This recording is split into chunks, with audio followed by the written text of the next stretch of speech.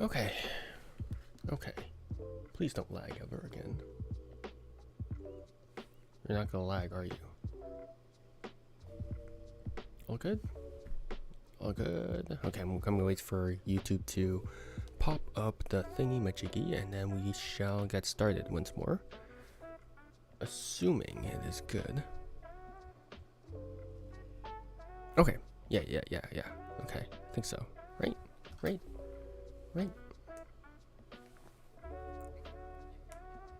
Okay, perfect. Yeah, it's just not showing on my end of my PC YouTube for some reason.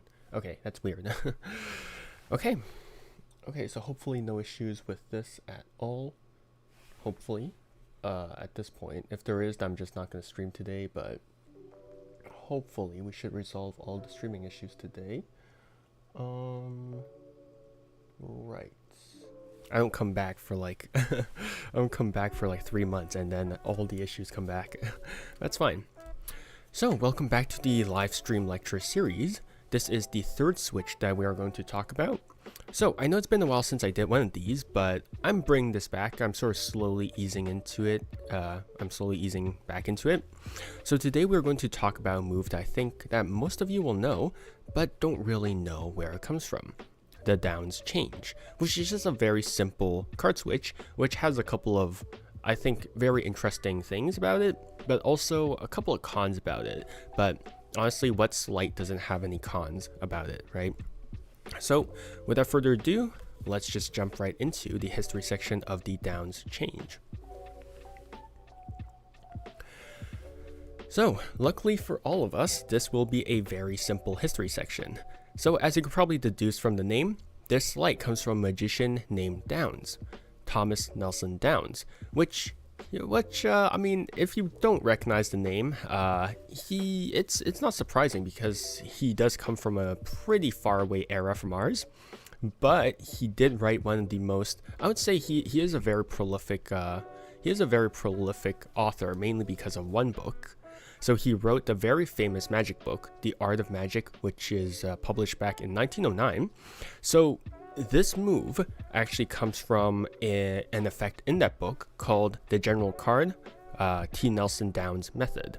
So if you don't know what the general card is, it's essentially an effect where you have a 4 of a kind. I only took out 2. Oh god. So it's where you have a 4 of a kind, and then you have a card selected, and then slowly throughout the routine, this 4 of a kind will change into their selection one by one, and then maybe as a kicker ending, the selection apparently will switch back into the 4 of a kind.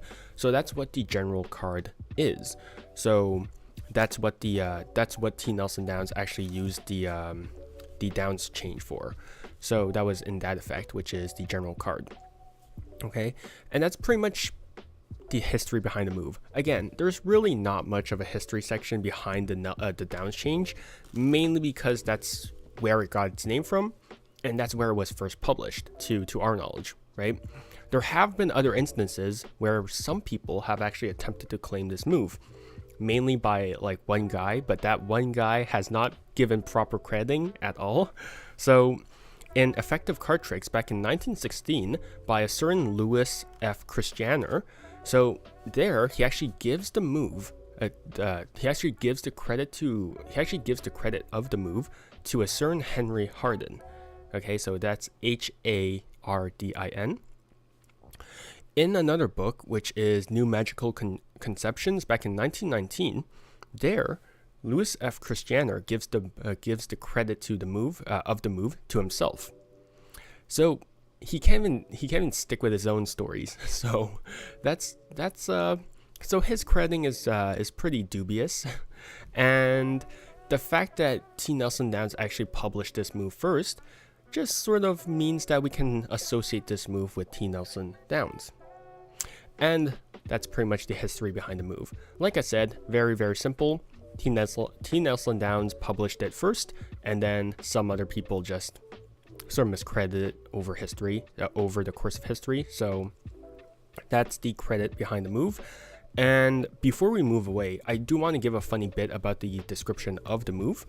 So, quote, in New Era card tricks, a variation of this sleight is described on page 87, although is neither so subtle nor deceptive, unquote. So I just found it kind of funny that T. Nelson Downs would actively just roast August Roderbergs, who is the author of New Era card tricks. I just found it funny that he would actively roast his sleight, because he was like, oh yeah, you know, there's something similar in that book, but it kind of sucks. So yeah, it's a typical magician thing, I feel like, back in that era where you're like, yeah, my move is better than theirs. Look, all those subtleties and all that stuff, right? It's pretty common. I think even nowadays that this sort of thing does happen occasionally, but very much so less often now. But yeah, that's the general history behind the Downs change. So let's hop into the basic mechanics of the move. All right. So, interestingly enough, unlike most switches, this is done with the deck face up. So, in the context of Downs' effect, you would have a deck squared up. You would then execute a double push-off using your preferred technique. I usually do a push-off double, so I would just push off 2 cards at once, right? But if you can't do that, you can use a pinky count. And then you could use a soft double, both of which I taught on my channel already. So you can go ahead and do that. But then, or alternatively, you could also already have a face-up double, right, on the table. You could use the Conus method, which I taught on the channel, or you could use or for whatever reason you already have a table, or for whatever reason you already have a double tabled on the table, right? So Babel has this method of just having a card just slide on the table like so, right? But that's a double. Just whatever gets you to have a double, okay? So in that instance, you would then pick up the double and then place it back on top of the deck. So the precursor for this move to actually work is that you have a double and should be about halfway down the center of the deck, like so, okay? So if I have my ace, I would have it right over here, right at the tip over here, right? So that's where I would want my double to rest at, okay? So now that I have my card, my double side jogged, this is where the sleight is going to happen, okay? So your right hand is going to come in and it's just going to rest on top of double, just sort of on the side of double, sort of contacting the right long edge like so, right? It can be at the center, it can be at the top, it can be on the bottom. It doesn't really matter. Personally, usually I grab things from the bottom right corner, but from T. Nelson Downs' description, he actually grabs it from the center. But again, it really doesn't matter personally. Now what you're going to do is that you're going to start to tilt the deck towards you. All right, so then the backs will face the audience, like so. And now this is where you're going to execute the move. So you're going to start pushing the top card to the left using your right thumb, okay? Personally, I don't really see any reason to actually push the top card to the left. T. Nelson Downs actually recommends this because he apparently just says like that's for the mechanics of the move, and then he uses the left thumb to actually just accomplish to finish the move. But again, I really don't see any use in this because my left thumb just does most of the work anyways, okay? So I don't really see any use in that, but if you want, your right thumb can actually contribute to the move and start pushing it to the left, okay? But anyways, you're going to start pushing the card to the left, or not, it really doesn't matter, again. Now that this card is offset, your left thumb is actually just going to curl in, and it's just going to start to pull this card in until the left long edge contacts the fat of your thumb over here, okay? And once it contacts the fat of your thumb over here, right, your right hand is just going to pull this card free from the top, like so, and you're just going to twist both the deck and the card face down, and then now you can place this card either on the table or maybe under the box or maybe in someone else's hand. Okay, so that's the general mechanics of the downs change. It's not really complicated at all, right? Because at its core, the downs change is just a very bizarre second deal if you really think about it, right? So again, if you don't prefer to use the right thumb, that's completely fine, because in this instance, if you just curl in your left thumb, that already does most of the work. You don't have to push this card over and then use your left thumb. I think for a lot of instances, using two hands would actually help with the efficiency of the move, but for me personally, right, because I already have this twisting action, it covers most of the left thumb's motion. So if I just curl in my left thumb, there's really no issue there, okay? For the pulling motion of the top card, throughout the entire process, the top short edge of this double should actually be contacting the left index finger over here, okay? So as I retract this top card, it should be using this index finger as a guide. So then if it's not contacting the index finger, it actually goes away, and then this card will no longer be square with the rest of the deck. So throughout this entire process, I want this top card to be contacting this index finger, okay? So as you pull this top card in, and then eventually this left long edge will hit the fat of the thumb, okay? And just like that, it'll be guaranteed to be somewhat square with the rest of the deck, okay? So in total, if you combine all the motions together, right? Here, I have my double side jogged like so. I tilt the deck up along with the double. I start pulling this card to the left, and my right hand at the same time starts pulling this second card to the right. So now we separate both hands. So in case this actually seems kind of familiar, it's because this is the exact motion of a top change. If you think about it, right? A top change is to push this card over, you slide this top card over, you slide this card on top, and then you pull both hands apart. This move is basically a top change. It's basically a second deal combined with a top change. That's the best way to describe the downs change, okay?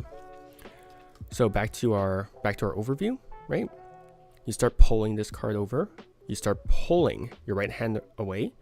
This card becomes square with the rest of the deck, and now this card clears the deck, and now you twist both the deck and the card face down like so, okay? So that is the downs change, and just like that, you switched the 4 of diamonds for the 3 of clubs, okay? So again, in actuality, it would be, oh, this is the 5 of spades, and then no, it's actually the queen of diamonds, right? So that would be the downs change, okay?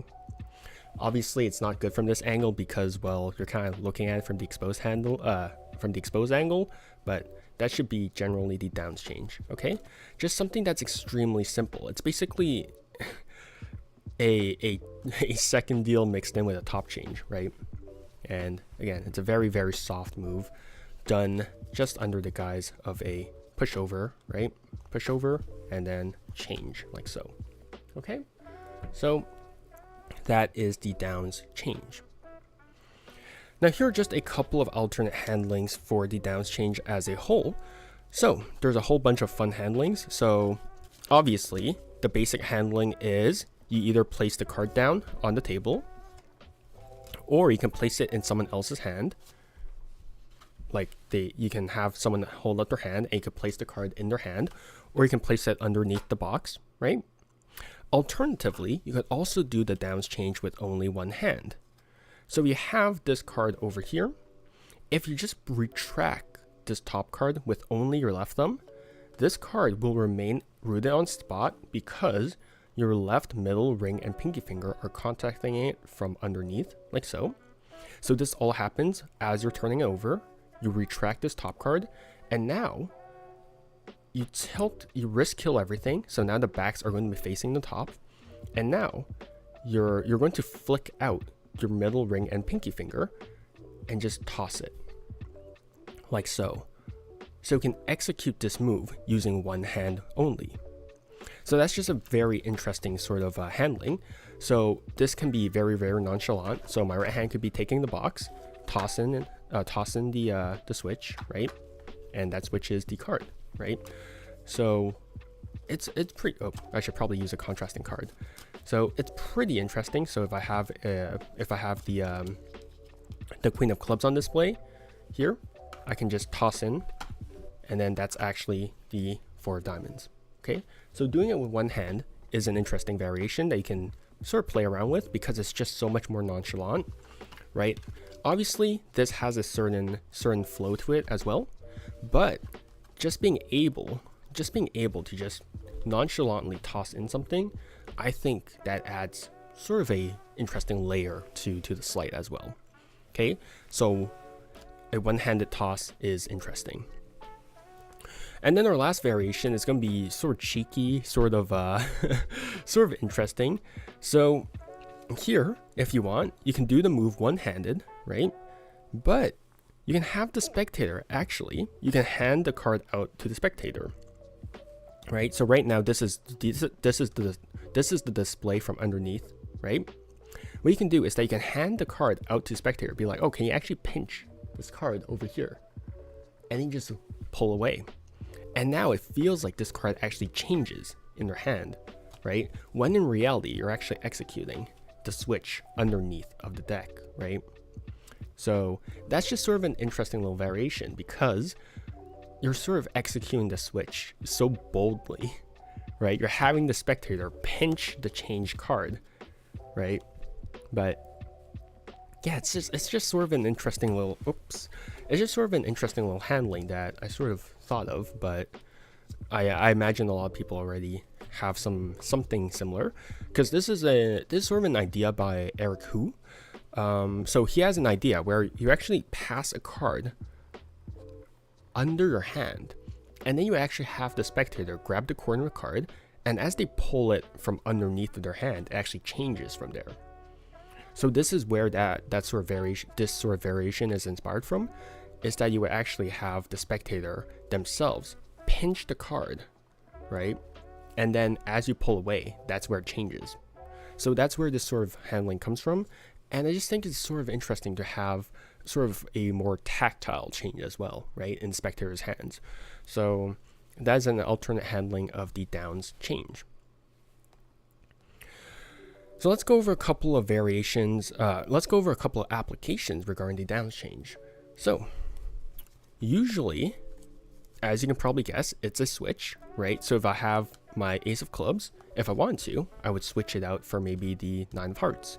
So in most instances of the downs change, it would be, oh, this isn't your card? Okay, are you sure? And then something like that, right? That's horrible pattern, don't use that, but that's something that, right, that's something you can do, right? Like a false display of a card and then changes into their selection, right? Or you can switch out their selection for a different card, right? So the 7 clubs is your card, okay, that's fine. Here, leave it somewhere in the center of the deck, and then that keeps their selection on the bottom deck. So you can use it as a switch. You can also use it as a non-visual color change, right? Like I said, you display the 7 of clubs, you execute the switch, and you're like, okay, 9 hearts, right? So we can use it as a non-visual change. If you're ballsy enough, you could also use it as a visual change. In the instance where you're using it as a second deal, right? Because again, some people do actually use the second deal as a color change. I won't go over how, but it is possible.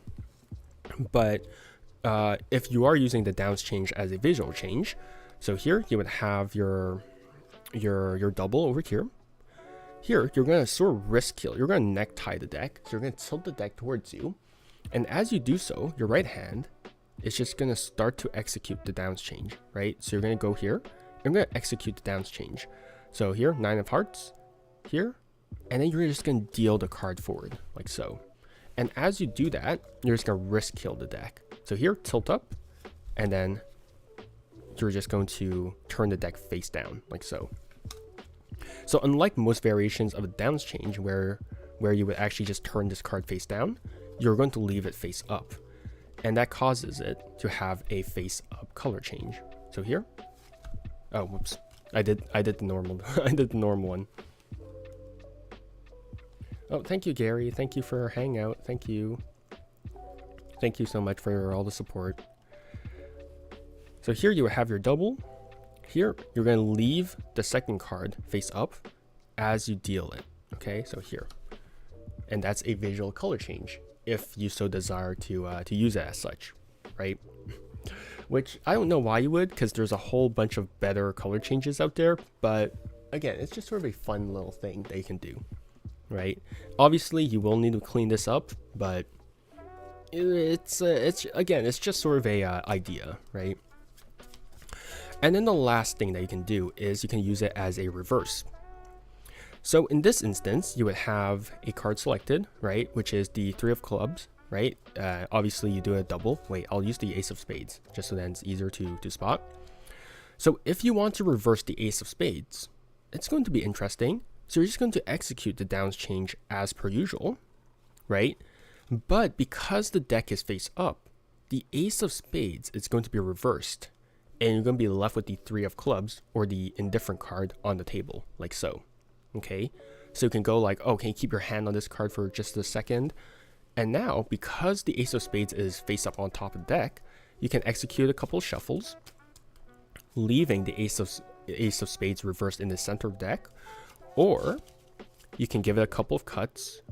So here, you can give it a couple of strip cuts, like so. And again, that leaves the ace of spades reversed in the center of the deck. So just doing the downs change from a face down deck will allow you to reverse this card over here. Okay, whoops. I keep mixing up my variations. Why do I keep mixing up my variations? There we go. So here, strip cuts here, and then you have one card reversed over here. Okay. But if you want, so it's just an easy way to get rid of this card because now you have a different card sort of floating elsewhere. So execute the downs change, shuffle everything right here. Okay, you just place the card anywhere that you want in the deck, right? And now it seems like they fairly lost the deck. It seems like they fairly lost their selection in the deck, right? When in actuality, they actually just place an indifferent card into the deck, and their selection is face up in the center of the deck. Okay, so that's just another application for the downs change, just a reverse. Okay, and those are the 4 applications of the downs change: a switch, a non-visual change, and a reverse. So yeah. Now let's compare the downs change to a couple of other switches on the channel. This one is pretty unique. Now obviously this does require a prior setup, that being a double lift or a double turnover. So you basically need 2 moves for this one, which is quite bizarre. It's not something that you would typically do, right? The fact that you need a double and then that leads to a different move, whereas most switches, they would sort of be independent from one another, right? So the fact that you have to do a double to set up for this switch is weird, right? So it wouldn't be far off to call this move or see this move as sort of a double lift add-on, but there are a couple of things that you need to note for this slight. One is that the deck needs to be face up. If you try to do this move with a face down deck, you'll end up with a face up card. Now, obviously, you can use this for a reverse, but it's just weird that you have to have, if you want this move to be done normally, right, you have to have the deck face up. Now, very rarely will I actually turn the deck face up. I always, even in performance, tend to keep this deck face down. So the fact that I have to turn the deck face up is very odd for my style. Now, if you're someone who does perform with a face-up deck most of the time, then that's fine. But me personally, because I always keep the deck face down, it's very odd that suddenly I have to turn the deck face up.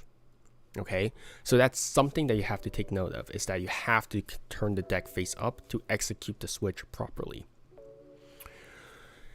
The second thing about this move is that there's actually a visual retention element, right? This card is sticking out halfway out of the deck, right? It's sticking out halfway, which means that as you turn your wrist, even though the spectator is only looking at the backs, they are still technically, they're still always looking at the card. In no instance of this switch do their eyes ever leave this card, because it is sticking out away from the deck. Okay, so that's something that's very, very good, is that even though you're executing the switch, they still maintain eye contact with this card, right? So that's something that's very, very good and very unique from this sleight, is that there's this visual retention element. Now, there is something else that I wanna point out, is that this is different from the top changes isolation, right? It's not the same thing. The top changes isolation is that this card is in full view and it's away from the deck. It is truly isolated from the rest of the cards. Whereas with this one, it's still in contact with the deck, so you can't say that it's isolated. It's still in contact with the deck, so there could still be opportunities for any mischievous things to happen, right? So it's not isolated, but it does have an element of visual retention, which is very good because it adds an extra element and layer to this sleight. Okay, so even though it's not isolated, it's still in full view at all times, which is a good compromise for sleights and for switches in general. Okay, so even though it has this weird drawback of having the deck be face up this entire time, it still has this element of being in view this entire time. So that's something that's very good from this sleight. Okay. All right. Well, it's good to be back. I start. Well, okay. I'll go over some resources that you can look through if you're interested in this sleight.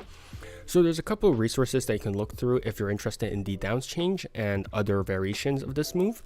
So the first one is obviously The Art of Magic by T. Nelson Downs. If you're interested in learning his variation of the general card, this sleight is where he teaches it. There's also Hugard's Magic Monthly by G. Newgard. There's a variation. I think there's actually a couple of variations for the downs change in those magazines, so you can go ahead and look at that. And lastly, in Seconds, Centers, and Bottoms, Seconds, Centers, Bottoms by Ed Marlowe, there's actually a move that's quite similar to the downs change. It's more of a second deal, but it is in there. So those are just three resources that you can look at for the downs change. Otherwise, it is just a simple switch, so you can sort of just apply it to anything that you like. Okay, so that is the downs change. Well, okay. First off, it's good to be back.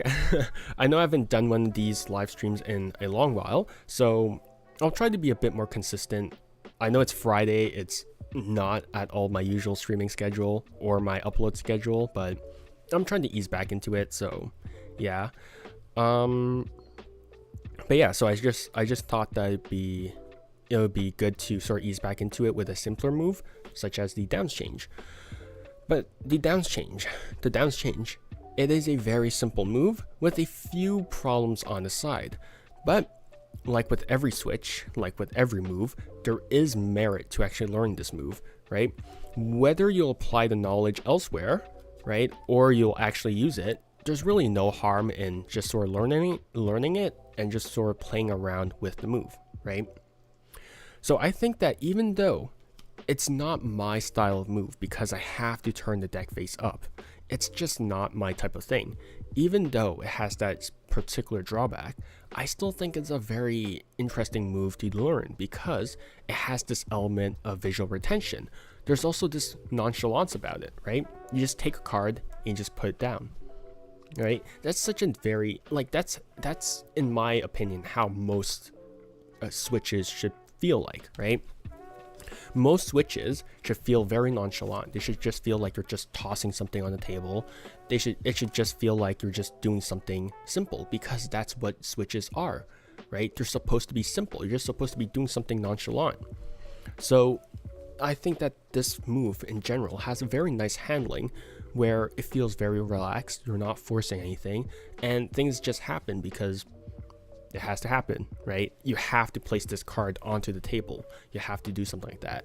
So even though this move has a drawback, I still think that's it very much so is worth learning about, right?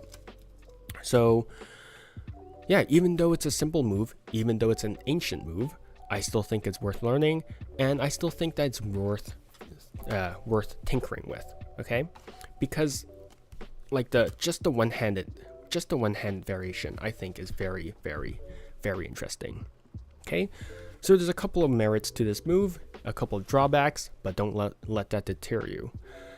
So yeah, I think that about wraps it up. It's good to be back, and yeah, hope you guys enjoy playing around with this move and all of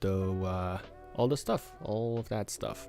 All right, well, thanks for hanging out, and hope you guys have a good one. All right, see you. Bye bye. Yeah, stay safe and stay healthy, and that'll be it for me today. And yeah, have a good one. Yep.